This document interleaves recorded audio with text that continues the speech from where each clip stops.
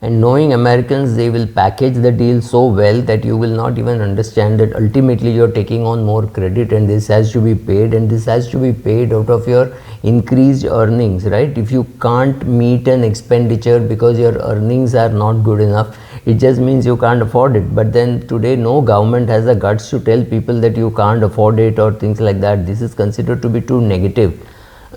So students will not go to college, they will not study, they'll sit outside the tapri and have chai, but they must get a degree. If a college tries to make that degree a little difficult, then parents will come and protest, so therefore a degree is awarded to them.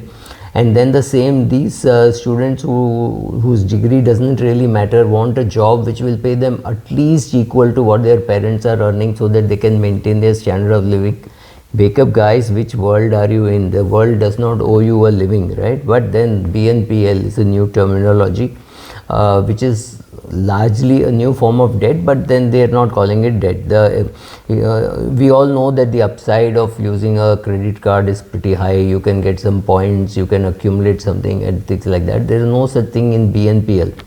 But the chances are, when in BNPL you charge interest rates, maybe those interest rates may not be as high as credit card rates initially, but after some time it has to come up with those kind of rates if you have to survive in this field, right?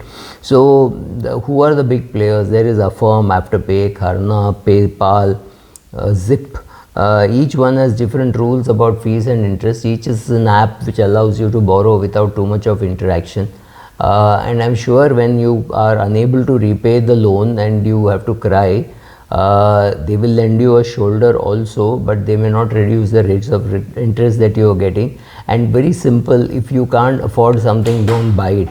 You can't afford a thing just because you can borrow for it. Doesn't make any sense. Thank you. The banking industry in the US needs new customers who will keep borrowing, and when they are unable to repay, the government will come in and bail them out. So what happens is, the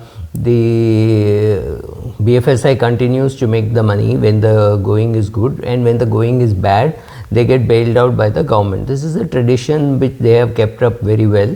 Now I think it is going to be the turn of credit card debt, or when the credit card debt has become too big, they have to do something new, right? So they've invented a new word called BNPL, which is buy now, pay later. If this is not credit, search me. I have no clue what this is. But then the government has come out with some data which is quite mind-boggling, and the credit card debt has gone down by $15 billion, but it is still $71 billion more than what it was the previous year. Just a year back, it was $71 billion less. Now, having heard words in trillions, we are numbed, but then 71 billion, if you write it down, has a lot of zeros, lot more than what the US government wants to even admit. Credit card balances have gone up on a year-to-year basis, and the savings rate, which peaked in April 2020 at 33%, was obviously because of lockdown, etc. People couldn't go out and spend money. There were bottlenecks, that things were not available.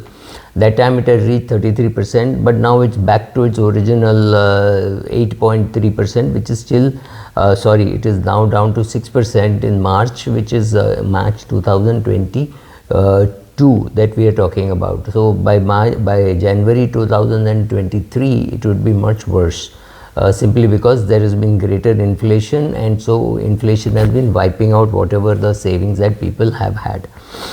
With inflation at a 40-year high in the US, and the Americans are struggling, therefore this new product has been given birth to, and it works exactly like a credit card, except that there are no penal rates of interest immediately, but after some time I'm sure they will introduce that also, if it gets very popular, because this money is the money otherwise which would have been spent on the credit card. So you pay your credit card charges, plus you pay this kind of rates, which can be pretty compelling and pretty killing. If all goes well, you make payments on time, BNPL doesn't really matter. There's no interest charge also, which is a very compelling deal. It's like a interest-free loan that you get promises around. So how do the Americans go about it? First of all, they create bodies like financial credit, responsible financial credit, and words like that, so that people feel that they are working towards helping you. And they have come to they are the people who came out with this number that 1 out of 5 Americans do not have a credit card, and they do not have a credit score. And if they do not have a credit score, they can't get anything, because the BFSI does not want to lend to people about whom they know nothing. And the credit score, if you think, is there to help you banish the thought. Credit score is there to make sure that if there is a person who is defaulting, everybody knows about him or her, and that nobody will lend to them. It's more a tool to help the lenders than to help the borrower, right? So don't think it is for your benefit. It is for the benefit of the financial service industry, that they say, oh, if this person is blacklisted here and he has a poor score, let's say 480 or 500 or something like that, then nobody should lend to him or her, and therefore that person is blocked out of the financial service industry, or out of the borrowing industry, right? So that's the way that they can protect themselves.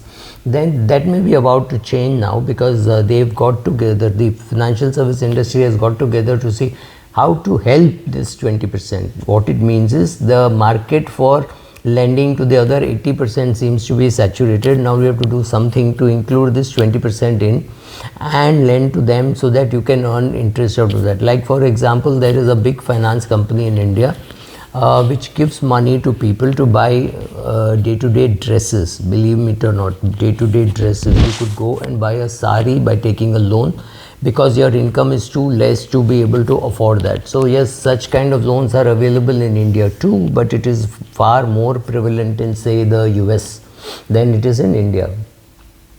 So isn't this the way people get into trouble of living beyond their means? Oh, no, banish the thought. These are the people who are going to borrow for their day-to-day needs. This is not getting them into trouble. Of course, this is the language which they say, but you and I know that living beyond your means is the surest way to financial ruin. So are they headed to financial ruin? The answer is yes. Who will bail them out? Government of the US.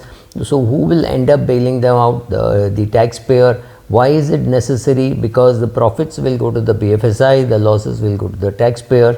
So this is the norm, this is the tradition in the US. So why is all this being done? To improve the profits of the BFSI. The US does a lot of research on people's financial behavior, like in everything else. So sometime back there was a research report where only 7 in 10 retired Americans were confident of meeting their retirement budgets comfortably, or meet it at all, which means 3 out of 10 were not confident that they would meet their retirement requirements from the kitty that they had amassed. And this survey, when I was going through this survey, I realized this survey was in January 2022. Remember, January 2022 is the time when people were not even talking much about inflation. The Fed had not started increasing rates. Ukraine had not been invaded by Russia. Inflation in the US was not very high, and markets were still booming. Now cut to 2023 January, everything else is bad. You're right, Ukraine, the war is not yet stopped.